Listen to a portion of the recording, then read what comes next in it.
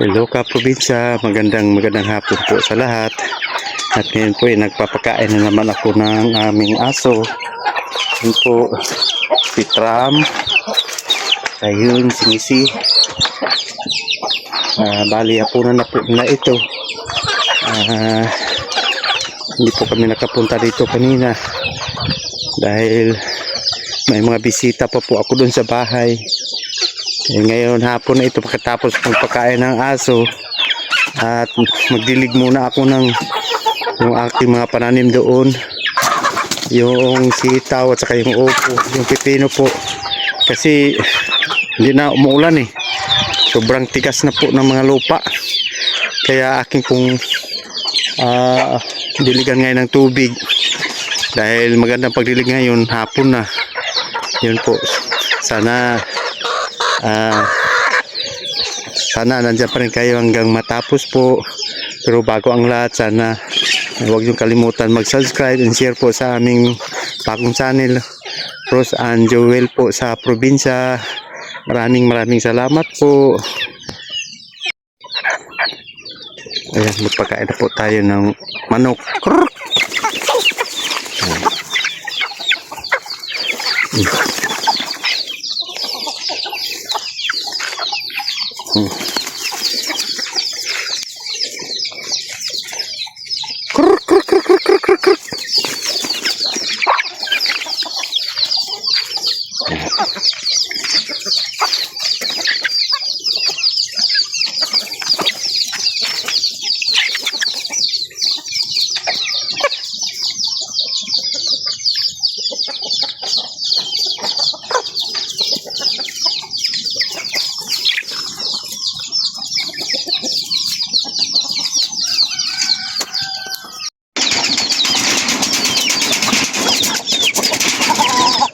Yan, dito na naman sa kulungan.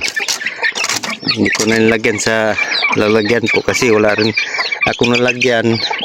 Nagamit na lahat. Yung sa kabila mayroon din nalagyan doon, may manok, tapos dyan sa kabila dalawa po nandyan, kulang yung lagayan ko, kaya ito na lang po. Okay naman kasi ano naman yun, okay naman yung lupa doon, matigas. Saka dito sa kabila na yun mayroon din. Yan.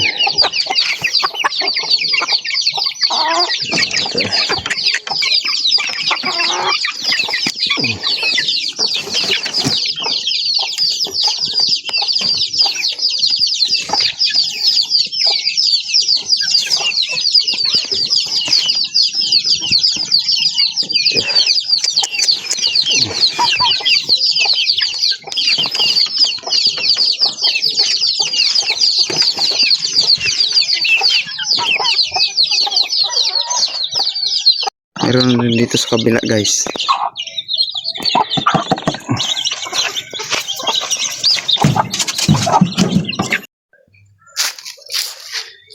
Ayan po, nandito na kami sa area at aming diligan na po ito. Yung nakita niyo po. Ayan po. Ayan. Bali, nagdidilig na po muna. Ito yung mga pananim na kailangan talaga na yung tubig, you know? Hindi sila na ulanan. Ilang days na rin, mga 2 weeks na hindi umuulan. Mayroon man siyang ulan pero kaunti lang. Kumbaga babasa lang yung mga yung mga abog, you know.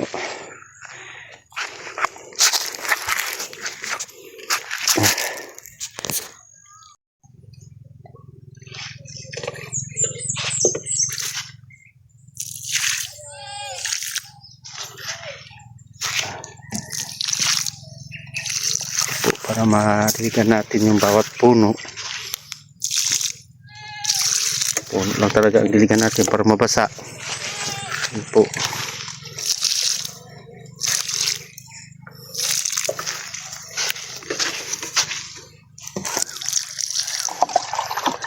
Yan.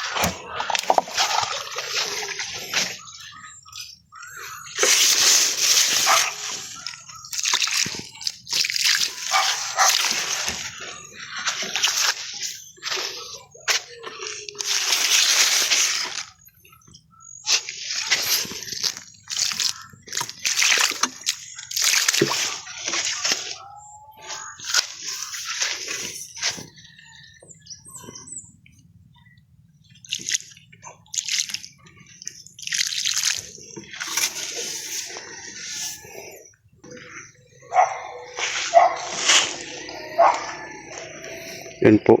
Silang lahat ay may mga bulaklak na po. At katunayan, yun o, may bunga na po siya. Yun o. Ibang klase yan.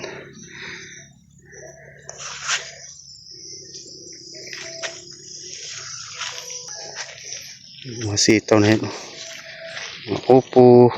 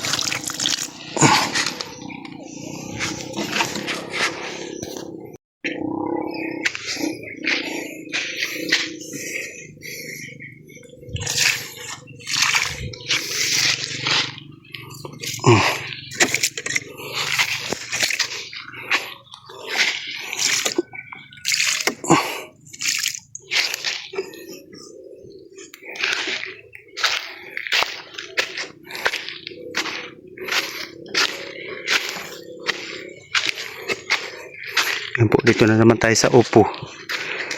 Tapos na tayo doon sa may pipino. So upo na naman po tayo.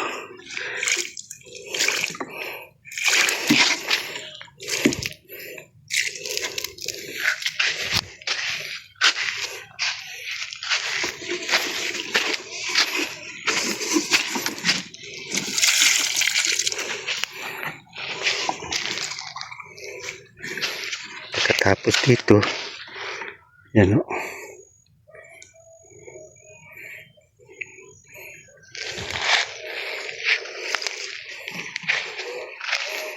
Yan mga bulaklak na po. Kailangan po talaga ang ulan. Wala tayong ulan, wala tayong magagawa. Kundi magdilig na lang. Yan po, oh, may bunga na po siya. Yan o. Yan po. At yung mga nauna kong natanim, yan po, gumagapang na po. Yun. Yan po.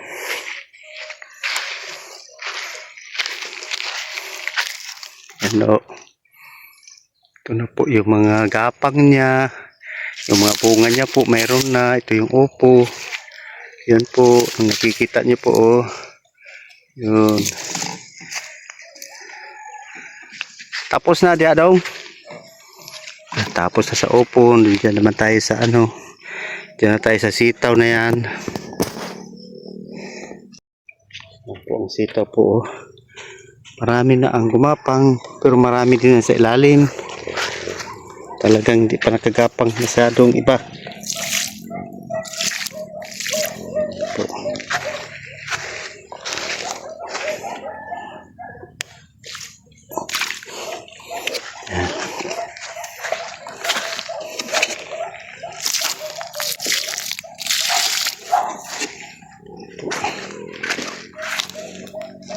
Bawat puno ay lagyan natin ng tubig. Bali tubig lang po ito lahat para makainom po siya ng tubig. Ayan.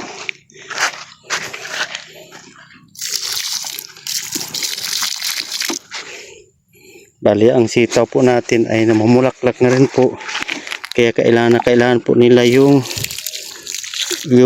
ulan, tubig po para sa kanilang katawan, para may masipsip po sila.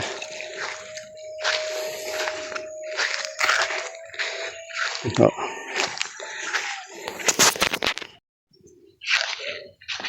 Ayan o.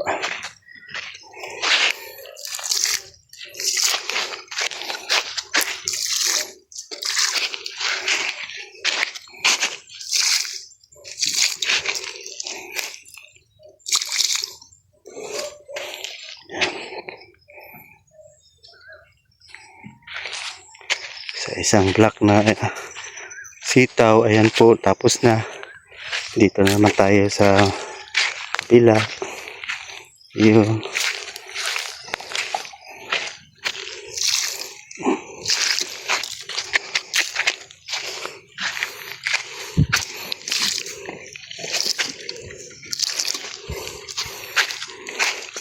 Para makainom naman siya ng tubig. Yung puno niya kasi ito yung tuyo na. Wala na talaga siyang mainom.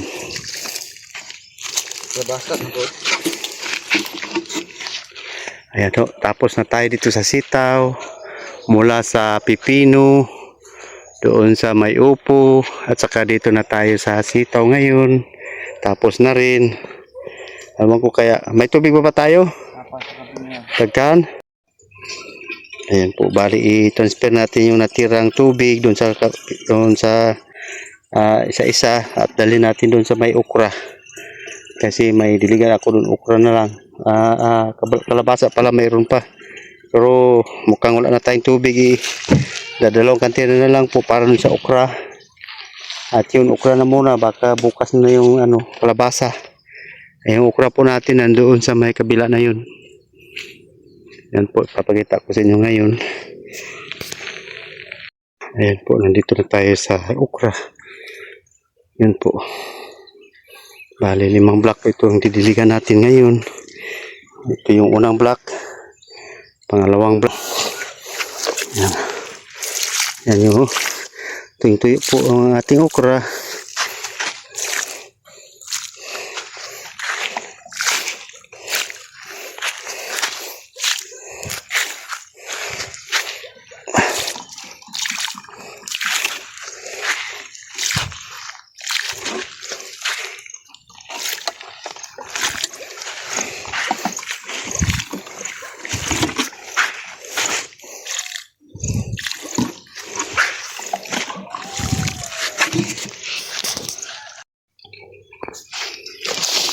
Ng tubig, baka kukulangin itong ating tubig.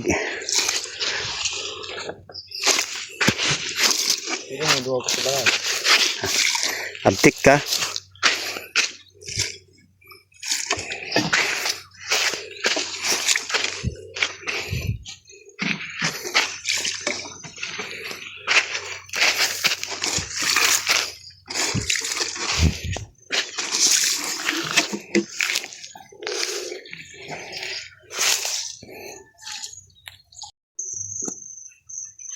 Ayan po, medyo gabi na. 6:04 na po ng hapon. Ayan o. Medyo magabi na.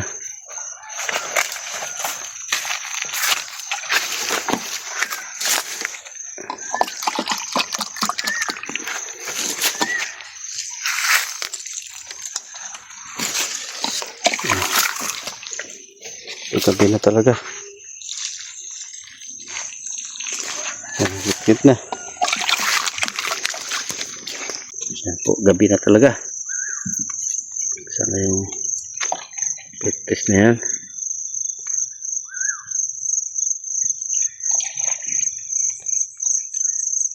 Yan. Na.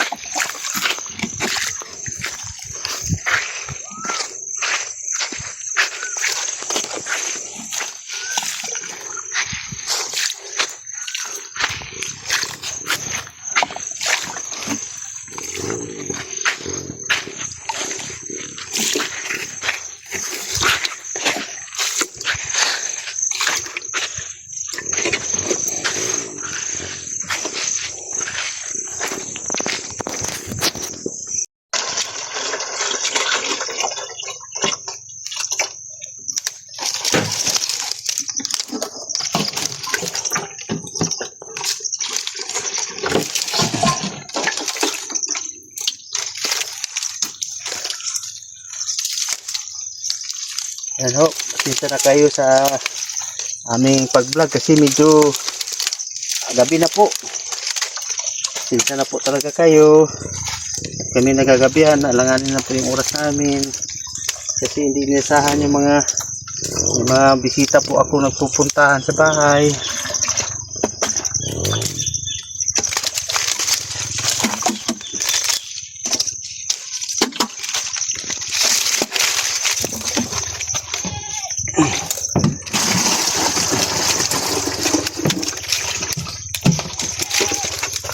Yung seedling po na yung seedling ko medyo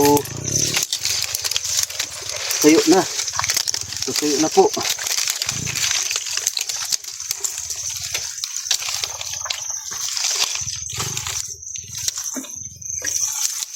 Kailangan na siyang seedlingan kasi tuyo na po yung lupa.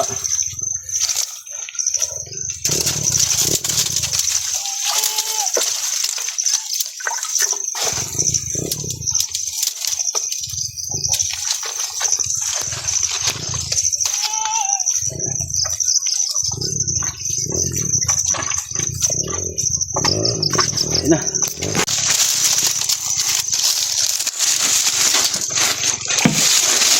Yun guys, tapos na si tatay guys, nagdilig.